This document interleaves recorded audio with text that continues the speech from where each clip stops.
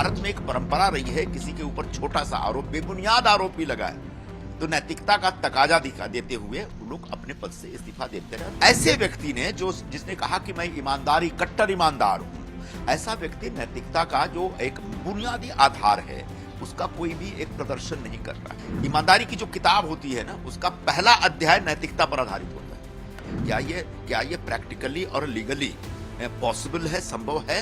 वो जेल में रह करके सरकार चलाएंगे? शायद बेहतर ये होगा प्रशासन के हिसाब से कि वो किसी को मनोनीत कर दे, कोई चला ले, लेकिन ये उनके ऊपर है।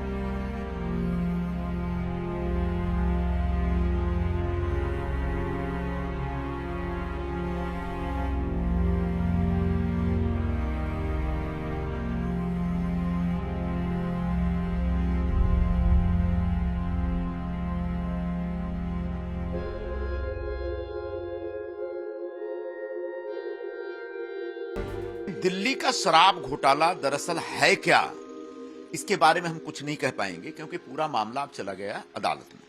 यह अदालत को तय करना है कि सही है कि गलत है। केजरीवाल जी ने पैसे लिए नहीं लिए, यह अदालत तय करेगा, इस बारे में मैं कोई टिप्पणी नहीं कर रहा हूं। लेकिन जब किसी व्यक्ति पे भ्रष्टाचार का आरोप लगता है और खासकर वो मुख्यमंत्री के पद पर है, तब इस तरह का मैसेज आना कि वो जेल में रह के भी सरकार चलाएंगे, मुख्यमंत्री पद से इस्तीफा नहीं देंगे, मुझे लगता है बहुत ही खतरनाक ट्रेंड की ओर इंगित करता है।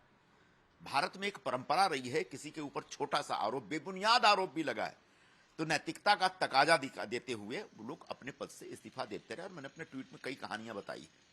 अभी हाल में जो हेमंत सोरेन झारखंड के मुख्यमंत्री थे, उनके ऊपर भी जब आरोप लगा तो वो गिरफ्तारी से पहले वो रिजाइन करते हैं।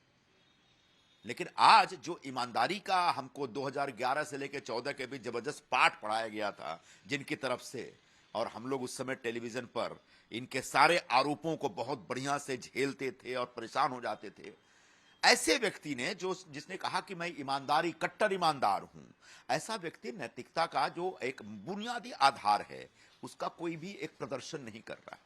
ईमानदारी की जो किताब होती है ना, उसका पहला अध्याय नैतिकता पर आधारित होता है। जो ईमानदार है उसका नैतिक होना पड़ेगा, और अगर नैतिकता इनके अंदर नहीं है तो फिर आगे बहुत सारे सवाल उठेंगे। इसलिए अगर आप ईमानदार हैं तो आपकी नैतिकता के आधार पर आपको इस्तीफा दे देना चाहिए। ऐसा मेरा व्यक्तिगत तौर पर, इंसानियत के नाते और भारतीय राजनीति में नैतिकता बची रहे, इस आधार पर हमारी ऐसी अपेक्षा होगी। क्योंकि अगर मुख्यमंत्री जेल में रह करके सरकार चलाएगा तो पूरे सरकार के कामकाज के तमाम गोपनीय जानकारियां उसके पास रहेंगी। क्या यह संभव है? एक व्यक्ति जब जेल में जाता है तो वो सजा भोगता है, जब सजा भोगता है तो उसको एक खास तरीके से एक जेल के मैनुअल के अंदर काम करना होता है। क्या ये प्रैक्टिकली और लीगली पॉसिबल है, संभव है कि वो जेल में रह करके सरकार चलाएंगे? इसलिए मेरा मानना है एक तो नैतिकता के आधार पर, दूसरा कानूनन आपको अपने पद से इस्तीफा दे देना चाहिए। Subscribe to Midday India. Get direct notifications on all our videos by clicking on the bell icon.